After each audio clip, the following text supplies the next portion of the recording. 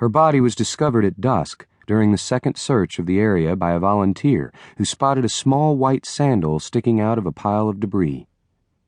Authorities reasoned that an animal had perhaps disturbed her covering, exposing the sandal sometime between the first and second searches. The medical examiner listed the preliminary cause of death as head trauma from an irregularly shaped blunt instrument. Alicia had been struck in the temple with a single blow, and death was probably instantaneous. The weapon was not found. She had not been raped or sexually molested. There was a minimum of blood in the area of the wound. The child had not resisted her attacker, since there was no defensive evidence such as blood or bits of flesh under the fingernails. Time of death was placed at approximately 5 p.m., less than an hour after her disappearance.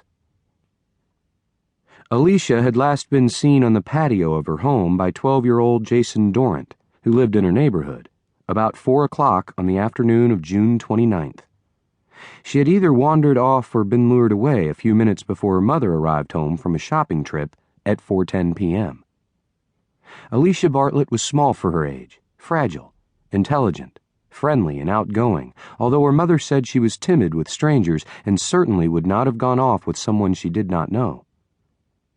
She was an utterly feminine child, which was the reason she was wearing a dress on one of the hottest days of early summer, refusing to put on the shorts and brief halter her mother had suggested.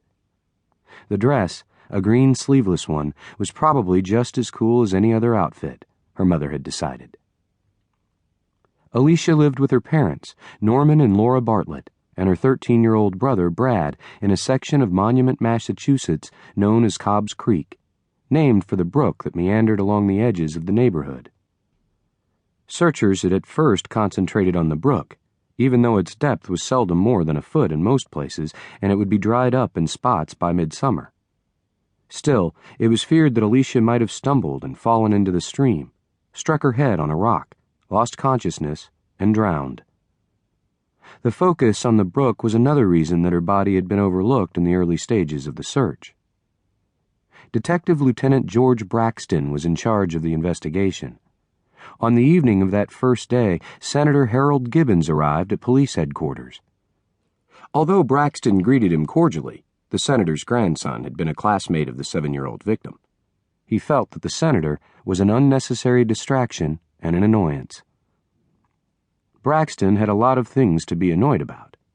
At 47 years of age, he was an insomniac with an inability to relax, whether in bed or in his office. He both loved and hated his job. He loved it because he had a sense of doing good, using his wits to put lawbreakers in jail, although he never put those feelings into words, knowing how corny they sounded. He hated it because of cases like this one. No clues, no leads, no physical evidence. The presence of the media and the intrusion of Senator Gibbons cast a further spotlight on a case that was already too public, too open to scrutiny. The final irritation was the presence of District Attorney Alvin Dark, who had taken up residence in Braxton's office and, Braxton knew, was waiting to take over the investigation if something definite wasn't done in the next 24 hours. Braxton spent the night in his office, getting nowhere.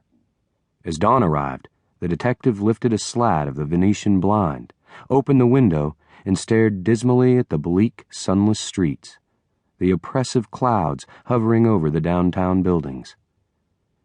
He could feel, even at this early hour, heat rising from the pavement, like an invisible soot he could almost taste. He had not slept for 24 hours. He had no clues, no leads, no evidence. He did have a possible suspect, depending on the result of an interview he planned to conduct later this morning. Jason Dorrant found it hard to believe that Alicia Bartlett was dead. Not only dead, but murdered. Attacked and hit hard enough to kill her. He couldn't imagine anyone bad enough, evil enough to do something like that. Especially to a nice little kid like Alicia. With her little old lady features, her big teeth too large for her mouth, and the sprinkle of freckles, which she hated, on her cheeks.